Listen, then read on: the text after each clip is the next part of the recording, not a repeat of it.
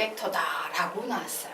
자, 이 식은 아무리 정리해봤자 벡터 PA 더하기 2 벡터 PB는 마이너스 벡터 PC라는 요 구조까지밖에 정리가 안 되죠.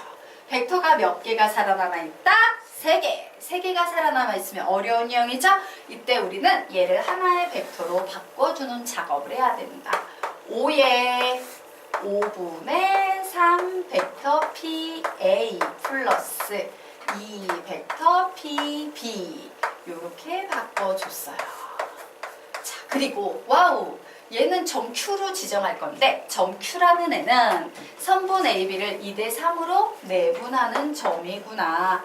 얘를 내가 점 Q라고 할 건데 그래서 나는 벡터 PQ는 마이너스 벡터 BC다라고 이렇게 잡고 이때 이 점 Q를 선분 AB를 2대 3으로 내분하는 점이야 라고 이렇게 해석을 달아놓을 거예요.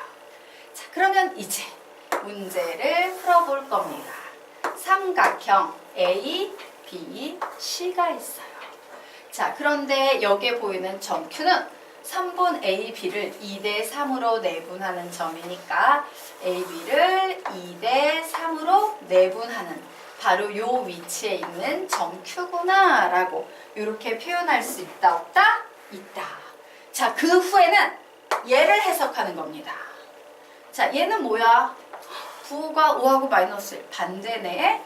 시점이 같네. 그러므로 내가 구하려는 점 P는 내분점인데 내분점은 내분점인데 어떤 내분점이다?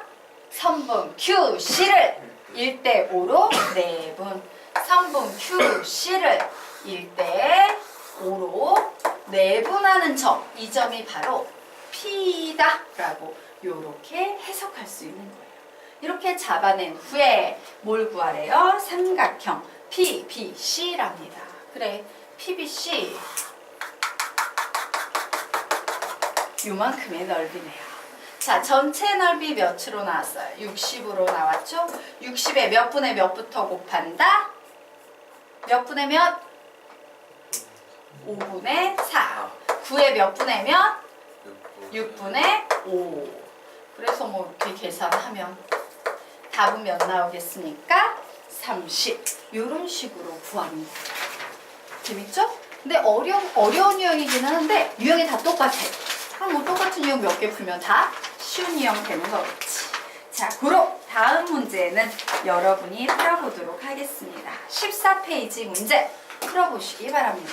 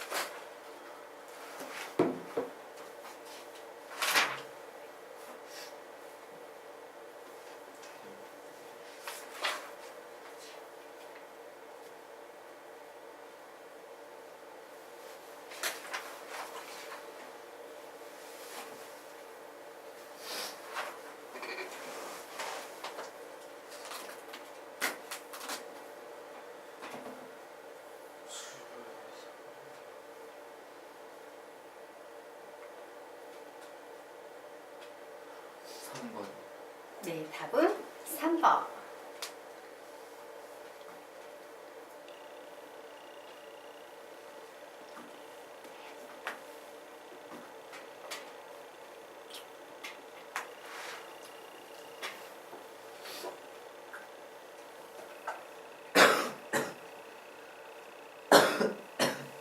같이 풀어봐도 되겠으니까 시간을 좀 드릴까요? 시간 필요하신 분?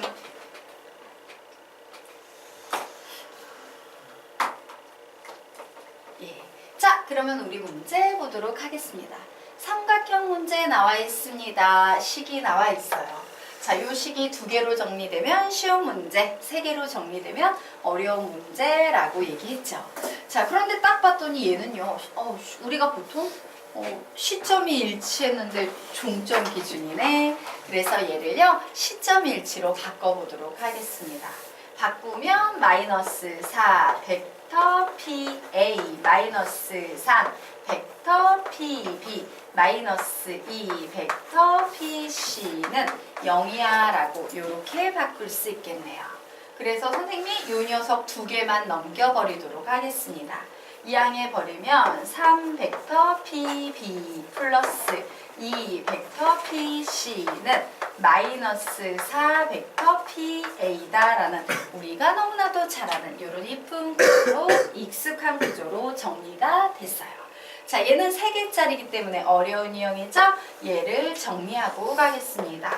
5분의 3 벡터 PB 플러스 2 벡터 PC는 마이너스 4 벡터 PA다 라고 이렇게 정리를 했어.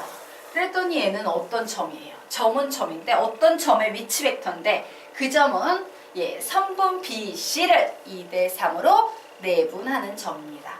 그래서 선생님이 그 점의 이름을 Q라고 붙일 거예요.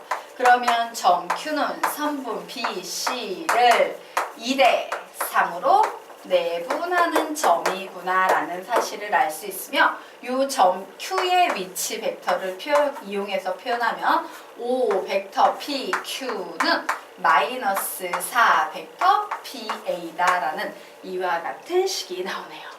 그리고 우리는 이 식으로부터 와우 부호가 반대고 시점이 같으므로 얘는요 AQ를 5대4로 내분하는 점이 바로 P구나 라고 해석할 수 있을 겁니다. 그래서 2차 해석 점 P는 QA라고 할까? Q 선분 QA를 몇 대 몇으로 4대5로 내분하는 점이야 라고 이와 같이 점 Q와 점 P에 관한 정보를 얻어냈습니다. 자, 그러면 상황 한번 보도록 하자. 어떤 상황인지. A, B, C가 있습니다. 우선 점 Q는 선분 B, C를 2대3으로 내분하는 점이 Q예요. 자, 그리고 점 P는 QA를 4대5로 내분하는 점이 바로 P입니다. 이때 삼각형 BCP 자, 여기에 보이는 요 면적을 구하시오라고 문제가 나왔어요. 자, 전체 삼각형의 넓이 90이죠. 이 90을 전체 9에서 4만큼의 넓이네. 그러므로 몇 분의 몇만 해줘도 상관없겠다. 9분의 4만 곱해줘도 상관없겠다. 그러므로 답은 3번 40이 나오겠다요. 혹시 여기에서 이해가 안 가는 거 질문하시기 바랍니다.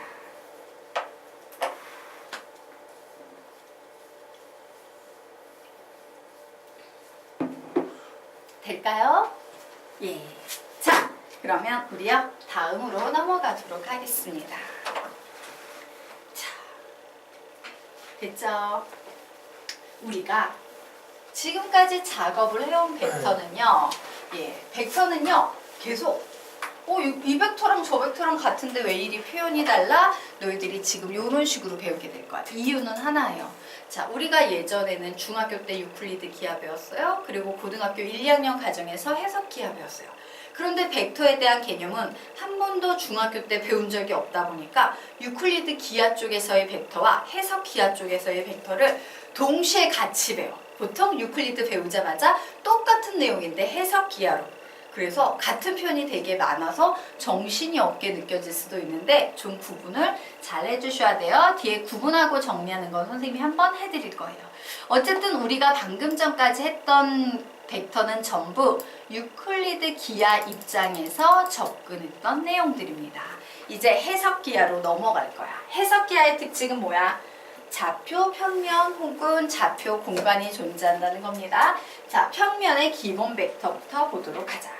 좌표 평면 위에서 원점 O를 시점으로 하고 2점 이 원의 좌표를 선생님이 1,0이라고 할 거예요. 그리고 이 2라는 점이 있는데 이 점의 좌표는 0,1이라고 할까 합니다. 이 두 개의 점을 각각 종점으로 하는 두 단위 벡터. 자, 단위 벡터라는 것은 크기가 1인 벡터를 우리는 단위 벡터라고 합니다. 자, 그래서 이 단위 벡터를 잡으면 시점이 오니까 와, 요렇게 생긴 벡터와 요렇게 생긴 벡터 두 개가 나오는구나. 벡터 O21과 벡터 O22를 이렇게 일일이 쓰면 너무 힘들기 때문에 바로 종점의 표현을 이용해서 간단히 벡터 21, 벡터 22라고 이렇게 나타낼 거예요. 우리는 이때 이 벡터 21, 벡터 22를 평면의 기본 벡터라고 부릅니다. 그렇구나. 기본 벡터 21의 의미는 뭐다? 벡터 O21이다. 기본 벡터 22의 의미는 뭐다? 벡터 O22를 의미한다. 즉 2원은 X좌표, 22는 Y좌표를 의미한다. 요 점의 좌표가 2원으로서 1,0이고 요 점의 좌표가 2,2로서 0,1이고 우리는 요 벡터를 2원, 요 벡터를 2,2라고 부를 거다. 간단히 요 정도만 정리하고 가도록 하겠습니다. 그리 뭐 심각하고 진지한 내용은 아니에요. 그냥 가볍게 이런 게 있더라. 자, 여기까지 됐죠? 그러면 이제 다음 페이지로 넘어가도록 하겠습니다. 자, 좌표 평면 위의 임의의 벡터 A에 대해서 벡터 A는 벡터 OA가 되는 점 A의 좌표를 A1, A2라 하고 요런 얘기 나와 있는데 올리면 그림이 간당간당 살아남겠구나. 자, 이 상태에서 설명드리도록 하겠습니다. 좌표 평면 위에 임의의 벡터 A가 있어요. 바로 그 벡터 A가 이렇게 생긴 벡터 A입니다. 그래서 이 벡터 A는 벡터 OA다. 이때 점 A의 좌표를 선생님이 A1, A2라고 해요. 그리고 이 점 A에서 X축, Y축에 내린 수선의 발. 예. 수선의 발을 이렇게 내렸습니다. 이렇게 내렸어요. 이때 이 수선의 발을 A1이라고 부를 거예요. 그럼 이 A1의 좌표는 뭐가 되겠다? A1, 0이 되겠죠. 자, Y축에 내린 수선의 발은 A2라고 부를 거고 좌표는 0,A2라고 이와 같이 나올 겁니다. 그러면 우리 이때 여기에 보이는 이 새로운 벡터, 이렇게 X축상에 놓여있는 이 새로운 벡터인 벡터 OA1을 앞에서 배웠던 기본 벡터를 이용해서 표현을 해볼 거예요. 기본 벡터를 이용해서 표현하면 어떻게 되냐? A1 벡터 2, 1 이렇게 표현할 수 있겠죠. 맞나요? 자, 그리고 여기에 보이는 이 새로운 세로축 Y축상의 벡터 역시 즉 벡터 OA2 역시 기본 벡터로 표현을 할 겁니다. 그러면 어떻게 표현할 수 있다? A2 벡터 2라고 이렇게 표현할 수 있을 거예요. 이때 이 원은 X축의 방향을 의미하고 이 2에 붙어있는 이자의 의미는 Y축 방향의 숫자, Y축 방향을 나타내죠. 그리고 이 벡터의 크기는 얼마만큼의 크기다? A1만큼의 크기, 그리고 A2만큼의 크기를 가지고 있다. 물론 A1, A2가 음수일 경우엔 크기를 말하기 위해선 절대값 붙이셔야 되는 상황이고요. 자, 그래서 결론 냅니다. 결국 평면 벡터 A라는 요 녀석은 자, 요 벡터는 얘 더하기 얘의 합이 이 벡터야 라고 평행사변형법에 의해서 그렇게 정리할 수 있다 없다? 있다. 그래서 와우, 얘가 바로 벡터 A인데 요 벡터 A는 지금 보니까 벡터 OA1 더하기 벡터 OA2로 표현할 수 있고 다시 이 녀석은 기본 벡터를 이용해서 표현하면 A1 벡터 E1 플러스 A2 벡터 E2라고 나타낼 수 있다요. 자, 이때 기본 벡터를 제외한 앞에 붙어있는 숫자인 A1, A2를 우리는 벡터 A의 성분이라고 하고 A1과 A2를 각각 벡터 A의 X 성분, Y 성분이라 한다요. 자, 그래서 봤어요. A1, A2가 뭔지 봤더니 우리가 기존에 배웠던 개념에 의하면 얘는 X좌표, Y좌표였어. 그런데 똑같은 개념이어도 벡터에서 얘를 벡터의 입장에서 표현할 때는 X 성분, Y 성분이라고 불러주는 뿐이에요. 그냥 좌표야 좌표. 되겠죠? 자, 결론 냅니다. 당구장.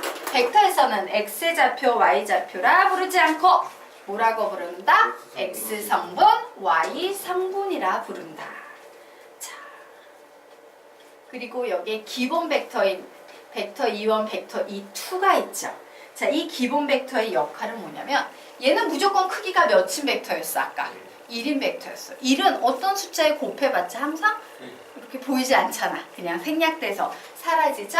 그래서 요 E1, E2는 백날 붙여봤자 크기의 변화를 준다, 안 준다? 안 줘요. 1은 곱하나 안 하기 때문에 얘는 크기의 변화를 주지 않아.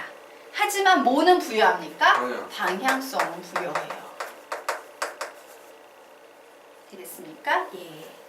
자, 그래서 요 방향성 밑에다가 화살표 빼서 이렇게 적어 놓도록 하겠습니다.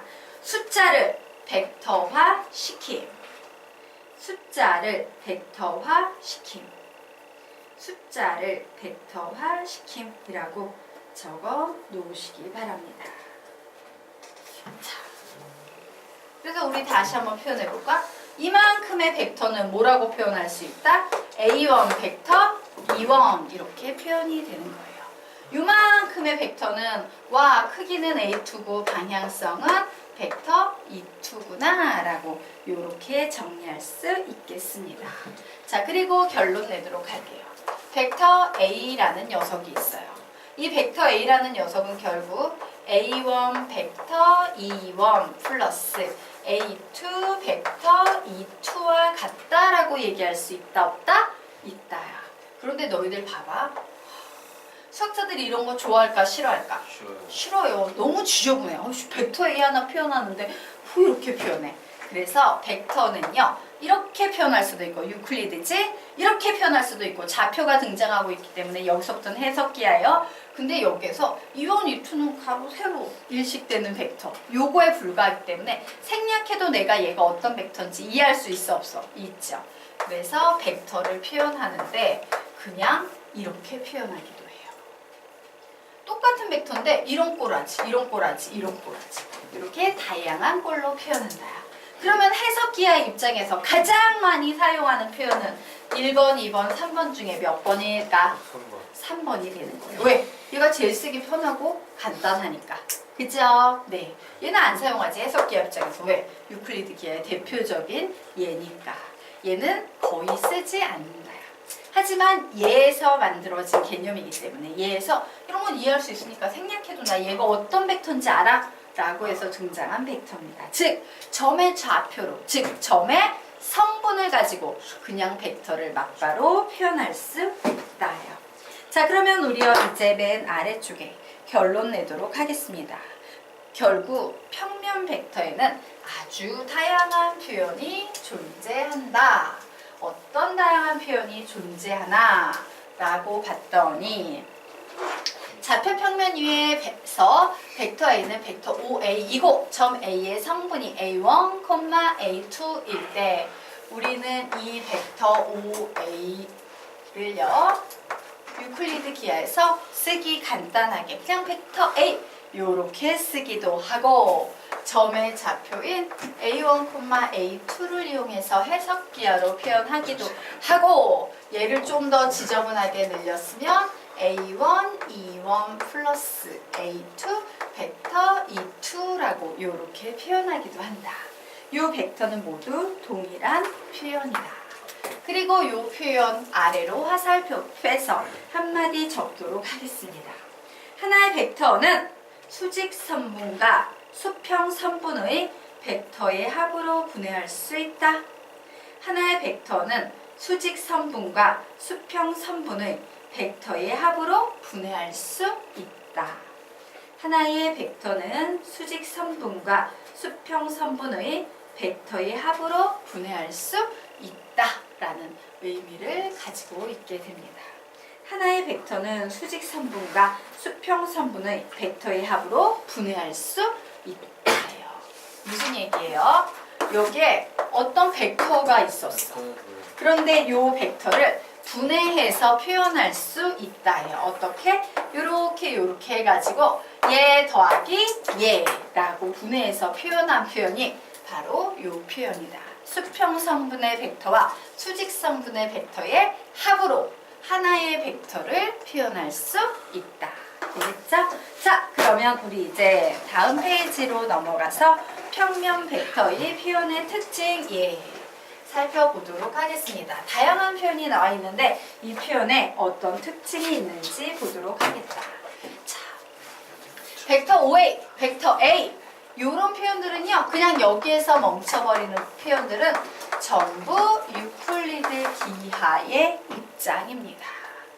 그런데 이제 좌표가 나오기 시작해서 우리가 오늘 배운 A1 벡터 E1 더하기 A2 벡터 E2 뭐 이와 같은 표현 혹은 점의 성분을 이용해서 나타내는 A1, A2라는 이런 표현 바로 이와 같이 점의 좌표에 정보가 나와 있는 이런 기하를 우리는 벡터를 해석할 때 해석 기하의 입장에서 해석했다라고 얘기를 해요.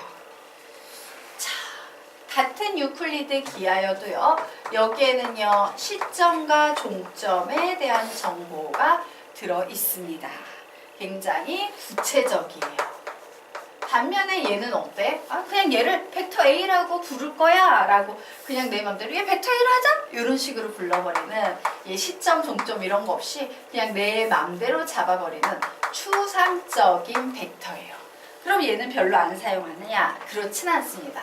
얘는 문제를 풀 때요, 벡터 분해에 굉장히 용이하다라는 성질을 가지고 있어요. 자, 아무래도 OA, OB 이렇게 쓰는 것보다 간단히 종점을 이용해서 쓰는 게 편하다예요. 자, 이 녀석 보자. 같은 해석 기하에서 벡터를 바라보는 관점이라면 얘가 훨씬 많이 쓰여요.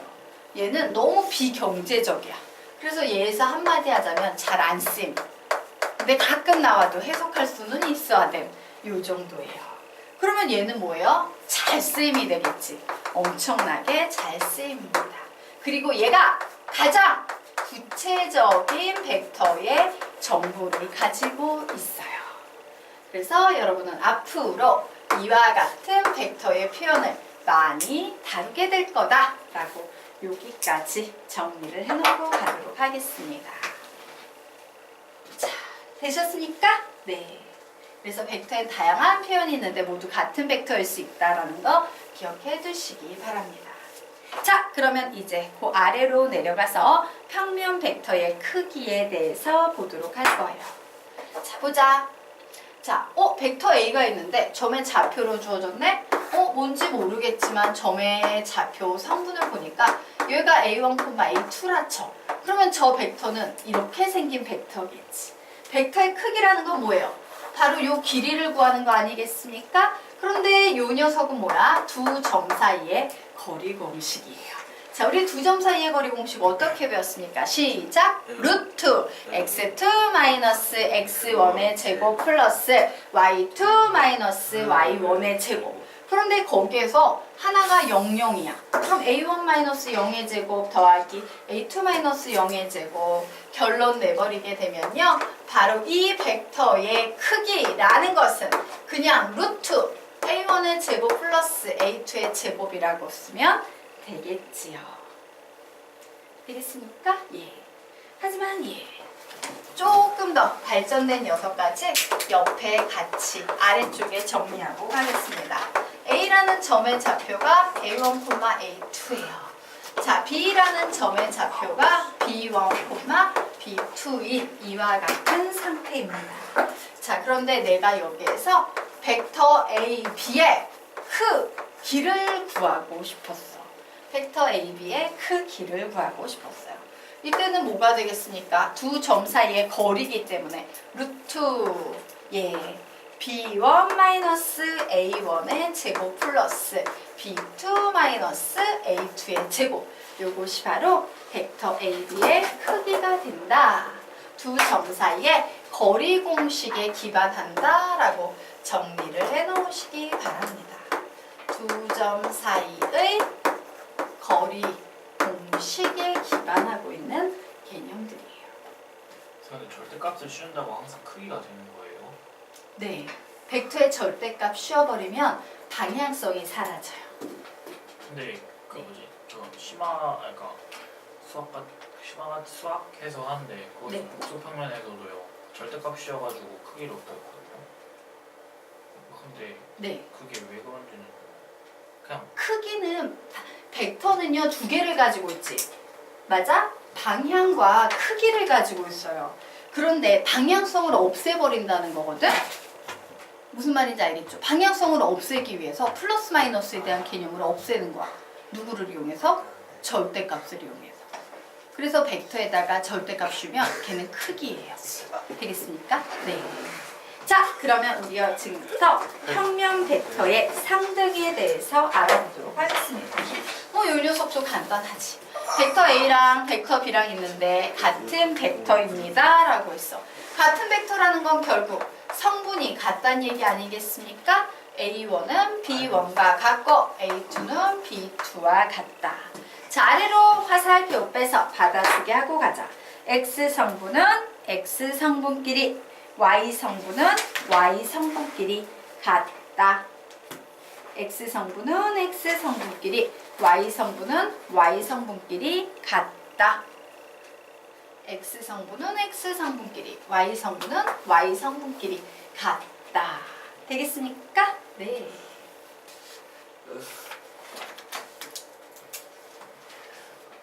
자, 지워도 되겠죠? 자, 그러면 이제 다음 페이지로 넘어가도록 하겠습니다. 자, 이 6단원이 페이지 엄청 많죠? 네. 얘가 왜 이리 많냐면 어려운 게 있어서 많은 게 아니고요. 벡터를 제대로 배운 적이 한 번도 없잖아. 여기에서 기초 벡터를 다 집어넣은 거야. 지저분하고 짜잘한 걸. 그래서 그냥 많아요. 어려운 건 없는데 엄청 짜잘하고 지저분하다. 이렇게 생각을 해두시면 됩니다. 그리고 10단원까지 있어요. 11단원까지 있어요. 그러면 매기가 네. 끝나요? 네. 그럼 몇 개월 걸려요? 개월 뒤쪽에 기백이 좀 페이지 수가 많은 게 많아가지고 아 진짜? 네, 좀 걸려요. 그래도 뭐 끝납니다. 아 진짜? 자, 그러면 우리가 지금부터 평면 벡터의 성분에 의한 연산 보도록 하겠습니다. 자, 벡터 A는요, 여기에 있는 그림까지 같이 곁들여서 선생님이 좀 설명할게요. 한 번만 크게 해볼까? 네. 자, 보도록 하겠습니다. 선생님, 성분으로 주어졌을 때요, 벡터의 덧셈은 어떻게 하는 겁니까? 벡터 A 더하기 벡터 B 어떻게 하는 겁니까? 라고 나왔어요. 자, 보자. 벡터 A는 이렇게 성분을 이용해서 표시할 수 있습니다. 라고 했죠? 그래서 선생님이 벡터 A 자리에 이렇게 써도 똑같은 벡터지. 더하기. 그리고 벡터 B 역시 이렇게 써도 똑같은 벡터죠. 자, 그런데 이 벡터 두 개를 더하면 그냥 X 성분은 X 성분끼리, Y 성분은 Y 성분끼리 더해주면 끝나요. 쉬워, 어려워? 엄청 쉽지? 네. 예. 자, 이 녀석요, 그림으로 확인 사살 해보도록 할 거예요. 자, 아래에 벡터 A와 벡터 B가 있습니다. 선생님이 이 두 개의 벡터를 더할 거예요. 자, 두 개의 벡터를 더한다라는 얘기는 평행사변형법을 쓰는 거죠. 자, 이 점에서 한 칸 이동하고 위로 세 칸 이동해야 되기 때문에 여기에 이렇게 선을 그려 넣으면 되겠네. 자, 그리고 여기에 평행사변형 이렇게 그림을 그리면 되겠네. 내가 구하려는 벡터는 이만큼의 벡터야. 맞나요? 평행사변형법에 의해서 그려진 요만큼의 벡터입니다. 자, 그런데 요 벡터의 성분을 이용해서 우리는 이 벡터의 합을 구할 수 있지. 그런데 요 벡터의 합 볼까? 벡터 A는 한 칸이었고 벡터 B는 두 칸이었어요.